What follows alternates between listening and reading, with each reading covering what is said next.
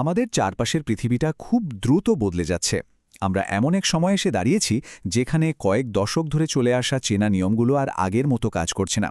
চলুন আজ আমরা ঠিক এটাই বোঝার চেষ্টা করি যে কি ঘটছে আর কেন ঘটছে। শুরুতেই একটা বেশ চমকে দেওয়ার মতো কথা দিয়ে শুরু করা যাক। এটা বলেছেন কানাডার প্রধানমন্ত্রী মার্ক কার্নে দাভোসের ওয়ার্ল্ড ইকোনমিক ফোরামে। ভাবুন একবার, একটি সুন্দর মিথ্যা। এর মানে কি? এর মানে হলো যে ব্যবস্থাটাকে আমরা এতদিন ধরে স্থিতিশীল আর নিয়মাফিক বলে জেনে এসেছি, তার ভেতরের সত্যিটা ছিল একদমই অন্যরকম। এই কথাটা কিন্তু মার্ক কার্নি নিজেই আরও পরিষ্কার করে দিয়েছেন। উনি বলছেন এটা কোনো সাধারণ ধীরগতির পরিবর্তন নয়, এটা একটা মূল ভাঙান বা রাপচার। তার মানে পুরনো কাঠামোটা আর সারানোর অবস্থায় নেই, এটা ভেঙে পড়ছে। আর আমরা এখন এমন একটা সময় আছি যেখানে বড় শক্তিগুলো একে অপরের বিরুদ্ধে অর্থনৈতিক ব্যবস্থাকে অস্ত্র হিসাবে ব্যবহার করছে। তাহলে মনে প্রশ্ন আসতেই পারে, যদি পুরো ব্যবস্থাটাই একটা সুন্দর মিথ্যা হয়, তাহলে এতদিন ধরে কয়েক দশক ধরে বিশ্বটা ঠিকঠাক চলছিল কিভাবে? আসলে এর পিছনে একটা নির্দিষ্ট কাঠামো ছিল, যেটা বাইরে থেকে দেখতে খুব স্থিতিশীল মনে হলেও এর ভেতরেই কিন্তু ভাঙনের বীজ বোনা ছিল। এই পুরো ব্যবস্থার গোড়ায় ছিল পেট্রোডলার সিস্টেম। ব্যাপারটা খুব সহজ। বিশ্বের যে কোনো দেশকে যদি তেল কিনতে হতো তবে তার দাম মেটাতে হতো মার্কিন ডলারে। আর এর কারণেই কিন্তু ডলারের চাহিদা সব সময় তুঙ্গে থাকত। আর আমেরিকা তার সামরিক আর অর্থনৈতিক শক্তি দিয়ে এই সিস্টেমটাকেই নিয়ন্ত্রণ করত।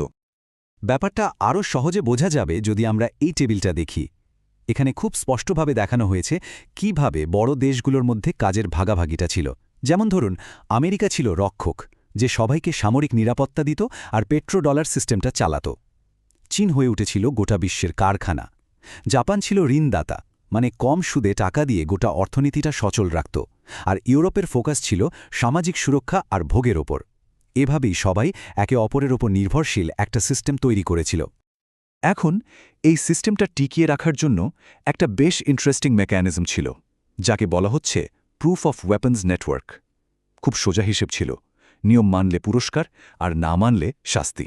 প্রধান দুটো নিয়ম ছিল, ১, তেল বা জ্বালানি কিনতে হলে ডলার ব্যবহার করতে হবে, আর ২, আমেরিকার স্বার্থে আঘাত হানা যাবে না। যারা এটা মেনে চলত তারা বিশ্ববাজারে ব্যবসা করার সুযোগ আর নিরাপত্তা পেত। তাহলে সওয়ালটা হলো, এত গোছানো একটা সিস্টেম শেষমেশ ভেঙে পড়ল কেন?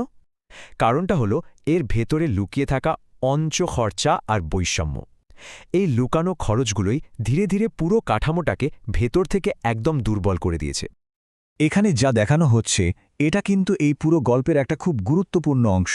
বিশ্বায়নের ফলে আমেরিকার ভেতরেই একটা অদ্ভুত অর্থনীতি তৈরি হল, যাকে বলা হয় কে-শেপড। একদিকে সম্পদশালী আর বিনিয়োগকারীদের সম্পদ হু হু করে বাড়তে লাগল, আর অন্যদিকে সাধারণ শ্রমিক শ্রেণীর চাকরি চলে যেতে থাকল, তাদের মাইনে কমে গেল, আর ধীরে ধীরে দেশের মধ্যবিত্ত শ্রেণীটাই দুর্বল হয়ে পড়ল। তার সোজা কথায় বলতে গেলে এই বিশ্ব ব্যবস্থাটা টিকিয়ে রাখার জন্য দুটো বিশাল দাম দিতে হয়েছে। একটা হলো পৃথিবীর বিভিন্ন প্রান্তে চলতে থাকা প্রায় অনন্ত যুদ্ধ বা ফরএভার ওয়ার্স, আর অন্যটা হলো নিজের দেশের মধ্যবিত্ত শ্রেণীকে ভেতর থেকে শেষ করে দেওয়া। এই খরচটা আসলে দীর্ঘমেয়াদে টেকসই ছিল না। পুরনো সিস্টেম তো ভেঙে গেল, তাহলে এখন ক্ষমতা কার হাতে? এই নতুন পৃথিবীতে কারা কারা একে অপরের সাথে লড়ছে? চলুন এবার দেখে নেওয়া যাক এই নতুন খেলার প্রধান খেলোয়াড় কারা আর তারা ঠিক কী চায়। এই নতুন দুনিয়ায় মূলত 4টে বড় শক্তি একে অপরের সাথে লড়ছে। 1, ফিন্যান্সিয়াল গ্লোবালিস্ট, যাদের কাছে দেশের চেয়ে পুঁজি বড়। 2, সভারেন বা সার্বভৌম রাষ্ট্র, যারা নিজেদের দেশের নিয়ন্ত্রণ ধরে রাখতে চায়। 3, টেকনোলজিস্ট, যারা প্রযুক্তি আর ডেটার মাধ্যমে ক্ষমতা চায়। আর 4 নম্বরে আছে মিলিটারি ইন্ডাস্ট্রিয়াল কমপ্লেক্স। চলুন এবার একটু গভীরে গিয়ে দেখি এই 4টে দল আসলে কে কি চায়, কারণ তাদের এই চাওয়া পাওয়ার লড়াইয়ের মধ্যেই কিন্তু লুকিয়ে আছে ভবিষ্যতের পৃথিবীর চেহারাটা কেমন হবে। এই টেবিলটা দেখলে বিষয়টা পরিষ্কার হয়ে যাবে। ফিন্যান্সিয়াল গ্লোবালিস্টরা চায় পুঁজি যেন কোনো বাধা ছাড়াই সারা বিশ্বে ঘুরতে পারে। তাই তারা সবকিছুকে টোকেনাইজ করতে চায়। ধরুন, আপনার বাড়ির দলিল থেকে শুরু করে শেয়ার সবকিছুকেই ডিজিটাল অ্যাসেট বানিয়ে ফেলা। অন্যদিকে সার্বভৌম দেশগুলো চায় দেশের সম্পদ আর শিল্পের ওপর নিজেদের নিয়ন্ত্রণ রাখতে।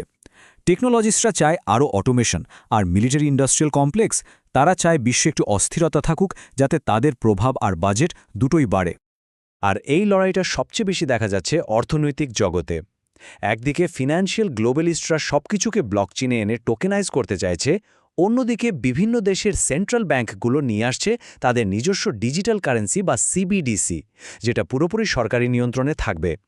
আর এই দুইয়ের মাঝে ক্রিপ্টোকারেন্সির সমর্থকরা একটা মুক্ত প্রতিযোগিতার বাজার চাইছে। এখন এত সব লড়াই, এত পরিবর্তনের কথা শুনে মনে হতে পারে তাহলে কি একটা তৃতীয় বিশ্বযুদ্ধ আসন্ন? আসলে সম্ভাবনাটা তুলনামূলকভাবে কম, কারণ পারমাণবিক শক্তিধর দেশগুলো জানে একটা বড় যুদ্ধ মানে সবার জন্য ধ্বংস। তাই লড়াইয়ের ধরনটা বদলে গেছে। যুদ্ধটা এখন আর সরাসরি সামরিক নয়, বরং এটা এখন অর্থনৈতিক আর রাজনৈতিক লড়াই। তাহলে সবশেষে একটা প্রশ্ন থেকেই যায়, যদি এই ক্ষমতার ভাগাভাগির বড় সিদ্ধান্তগুলো আমাদের চোখের আড়ালে কোনো বন্ধ দরজার পেছনে ইতিমধ্যেই নেওয়া হয়ে গিয়ে থাকে, তাহলে আমরা প্রতিদিন খবরে যা দেখি বা শুনি সেগুলো কি শুধু এক ধরনের সাজানো নাটক? হতে পারে আমরা শুধু একটা নাটকের দর্শক, যার আসল চিত্রনাট্যটা লেখা হয়েছে অন্য কোথাও।